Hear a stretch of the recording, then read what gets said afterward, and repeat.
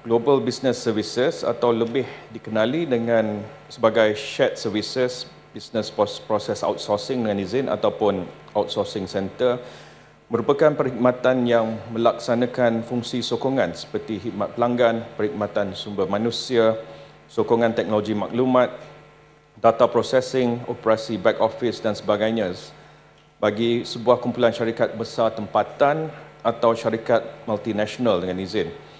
Ini membolehkan syarikat pelanggan mereka tumpukan perhatian kepada perniagaan hakiki ataupun core business dengan izin dan menikmati penjimatan kos yang besar. Ada di antara syarikat-syarikat menikmati kadar penjimatan antara 30 hingga 70%.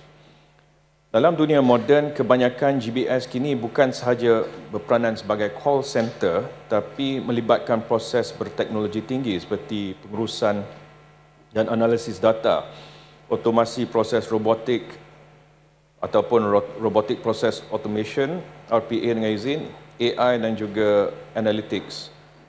Dan pengeluaran kandungan digital menjadikan ia selaras dengan strategi ekonomi digital dan berteknologi tinggi.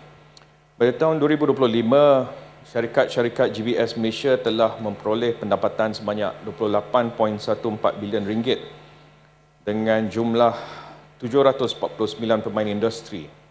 Industri ini juga telah menjana peluang pekerjaan sebanyak 36,000 untuk rakyat Malaysia. Pada tahun 2024 sahaja, 9.87 bilion telah dilaburkan ke dalam industri GBS negara untuk majukan lagi industri ini. Kerajaan negeri sedar bahawa dengan insentif infrastruktur bakat dan persekitaran perniagaan yang kondusif, GBS boleh dibangunkan di negeri Pahang sekaligus memberi peluang pekerjaan kepada graduan dan belia tempatan serta menarik anak Pahang yang berada di luar Pahang untuk kembali berkhidmat di negeri ini. Antara strategi dan langkah yang telah diambil oleh kerajaan negeri ialah pertamanya, jadikan Invest Pahang sebagai single window pelaburan atau pintu masuk utama bagi pelabur yang berperanan membantu syarikat dalam urusan pelaburan dalam konteks ease of doing business dengan izin. Kedua, pelaksanaan Pelan Hala Tuju Ekosistem Syarikat Pemula Startup 2030 bagi menyokong startup teknologi dan digital dengan sasaran untuk melahirkan 400 syarikat pemula, 5,000 peluang pekerjaan dan seterusnya menjana 2 bilion ringgit kepada keluaran dalam negara kasar negeri menjelang 2030. Pembangunan bakat berteraskan teknologi dan kemahiran melalui kerjasama universiti dan institusi TVET seperti Universiti Malaysia Pahang Al-Sultan Abdullah, UCYP, Yayasan Pahang, Universiti Teknologi Mara, UiTM, Universiti Islam Antarabangsa dan juga Pahang Skills.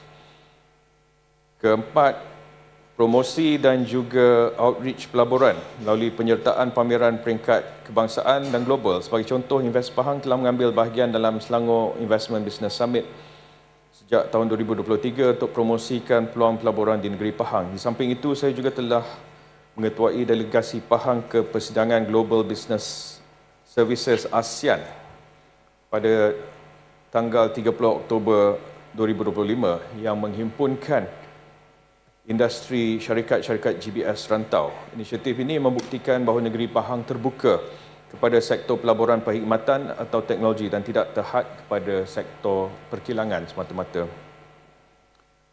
Akhir sekali, kerajaan negeri sedang mengkaji dan melihat sama ada syarikat swasta yang beroperasi di Pahang ataupun syarikat berkaitan kerajaan negeri SGLC berminat untuk wujudkan operasi GBS bagi menyokong perkhidmatan yang mereka tawarkan. Kewujudan operasi GBS yang pertama di Pahang akan menjadi pemangkin untuk syarikat-syarikat GBS lain mengikuti jejak pelopor. Secara tidak langsung, ia dapat mencapai tonggak aspirasi Pahang First di bawah pimpinan Yang Amat Berhormat Menteri Besar Pahang. Terima kasih.